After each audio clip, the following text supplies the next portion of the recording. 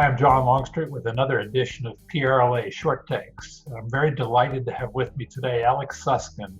Alex is the Associate Dean for Academic Affairs at the Cornell School of Hotel Administration. Alex's background is, before getting into academics, is largely a restaurant guy, so we see a lot of things alike. Alex, it's great to have you with us today. Thanks for joining me. Oh, thanks, John. It's great to be with you. Yeah, so how's everything at the university right now? Kind of quiet?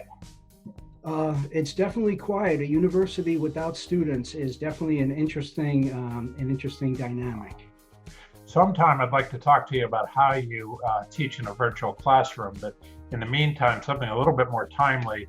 Obviously, we're going through the most incredible crisis of our lifetime, anybody's lifetime really, in the hospitality industry. And we've been focusing at PRLA on relief and recovery to try to get as many hotels and restaurants to the other side of this as we can. One of the things that you've been focusing on is when we get to the other side financially, we're still going to have to earn back the trust of our guests and our employees. And so you've been focusing a lot on that, Alex. What's been the subject of your discussions? Right. Well, thanks for asking, John. It's a really complex set of elements that you have to deal with. It's kind of like a web or a network of relationships. And a restaurant operator, hotel operator, they have suppliers, they have landlords, they have financial institutions that are behind them or supporting them or working with them. Then there are the employees that actually are doing the work within the operations. We have the suppliers who are providing the products. I think I mentioned that. And then we have the guests.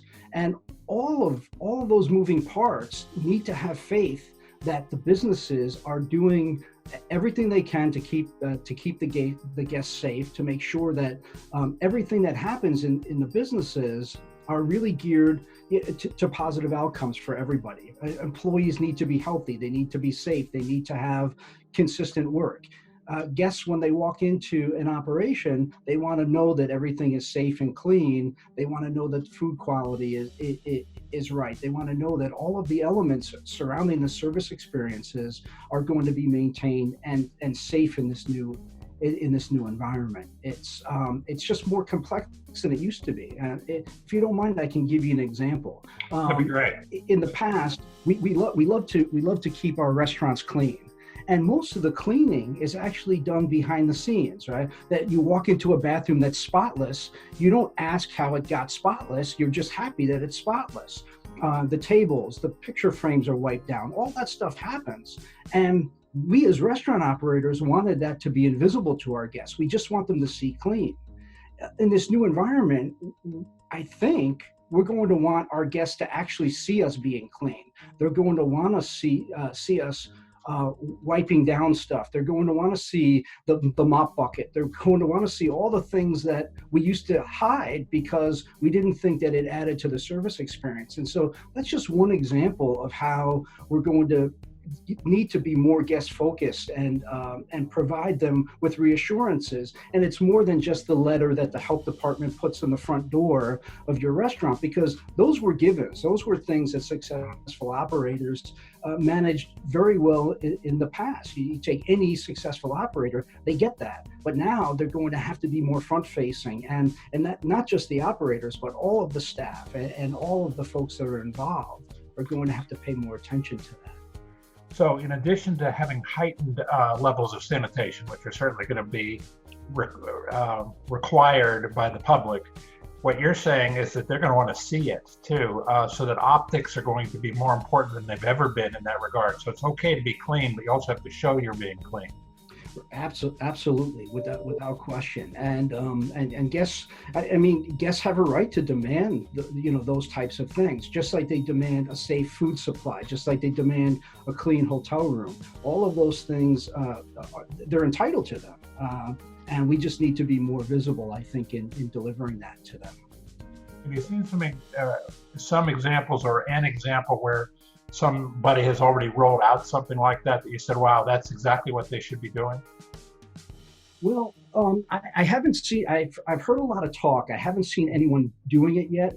But if you talk to restaurant operators, they're getting to the point where they're thinking. I think it was Alan Rosen who was mentioning that he wanted to order clear face masks, because he knows when he opens, his staff is going to have to wear those things. And part of hospitality is being able to see people. And when when you're talking behind a mask, you can't see expression. And so a clear face mask will provide the safety, but it'll provide a little bit of that hospitality that we have to continue to deliver. And people like to see a smile, or they like to see a frown if that's appropriate too. And so all those little things, I think, will be the things that that separate the winners from the losers at the other end of this. What a great idea. And someone just was talking about that the other day with me, is how do I show a smile through a face mask? Have they come up with such a thing, the clear face mask, do you know?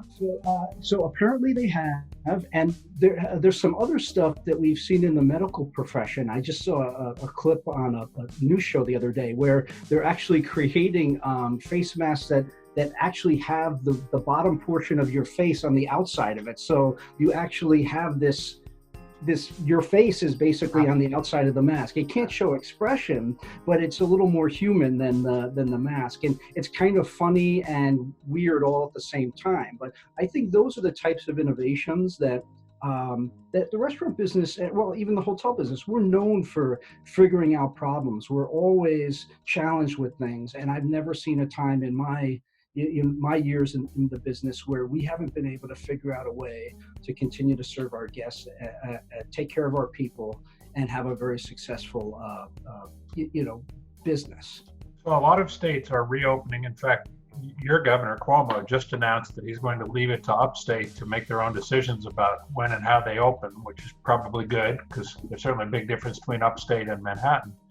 Right. In many places, the restaurants are opening at very low capacities, 25%, maybe 50%. And obviously, they were built for a certain size in order to be able to make their profit margins. When do you think we'll be back to dining like we used to know it? Well, I think what's going to happen is, for the next full year, we're going to see business volumes increase, but most of the increase is going to be through these supplemental things, the delivery, the takeaway, and maybe other creative ways of serving people. I think it's going to be at least a full year before we come back entirely. And much like in 2008, 2009, one of the first segments to come back after the recovery was luxury dining. And it wasn't because people were really excited about spending more money on meals. It's that they ended up missing, I think, that dimension, that level of service, that high-end experience. And I think when we get to the other side of this, that's going to be the business that's going to be able to say, hey, come on, sit down. It's safe now. We're all good. We figured out how to do this, and it's okay for you to sit in the restaurant for 90 minutes now, where you weren't able to do that, for a long time. So that's my guess. And the quick service operators and fast casual operators have built their business on mostly, contactless service anyway. Drive-through, your arm contacts another arm from a distance, and it's been that way forever. Yeah. So I don't think the quick service operators or fast casual operators have much to worry about. It's those casual dining operators that you mentioned that will basically have a longer recovery trajectory. And those folks who have begun to determine they need a new business model, and they're doing takeout and delivery, many that have never done it before, are going to need to continue that, because it's going to be different coming out of this. So they better be prepared to have an adjustable model until people get more comfortable, maybe until there's a vaccine. Huh? Right, and recognize your guests want to be a part of this. Your guests will be missing you as much as you're missing them, and find a way to connect with them and give them things that matter. If you make really great French fries when you're sitting in a restaurant, and they're not so great when you put them in a box, don't make them. Give them something else that they'll enjoy, so that they can say, hey, this was really good. I can't wait to sit in your restaurant 6 months from now and have those French fries again. But in the meanwhile, I guess I'll have this, baked potato instead. That's terrific advice, Alex. I really appreciate you taking the time to be with us today. It's my pleasure, and I want to do everything I can to help our business get stronger when we get and help us get through this. Well, thank you, Alex. You've always been there for me whenever I've sent you a message you've always answered the phone, and we appreciate the support. Continue to do it. Well, that's it for another edition of PRLA Short Takes.